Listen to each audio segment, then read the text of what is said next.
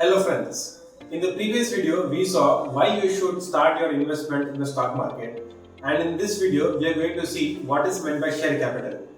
To understand how the stock market works, first you need to understand what is meant by share capital. Okay, let's just consider this example. Suppose that you want to start a business of say departmental store and you decide to form a company to run that departmental store.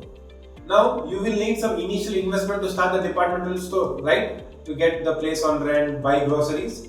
Now that initial investment which you put from your personal bank account into that company's bank account is known as the share capital of that company. Now assume that you invested 1 lakh rupees into that company. Okay, so 1 lakh rupees is the share capital of that company. Now for that 1 lakh rupees, the company will give you shares worth rupees 1 lakh, and all the shares will have a face value. Right now the shares are all issued in a dematerialized form, which is basically demat form, but before that it was issued in physical form. For our example, let us take that it is given in a physical form. That is the company gives a paper which will have a share, which will be called a share certificate, which will have all the seal, logo and everything.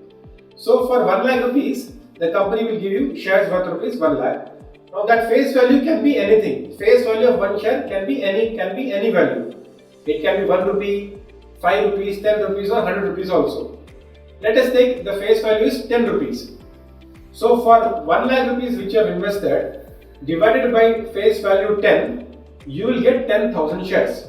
Okay, so 1 lakh divided by face value of one share, which is 10 rupees, you will get 10,000 shares of that company, and you will become one shareholder of that company. Okay, now like this, 4 other friends of yours invest 1 lakh rupees each in the company.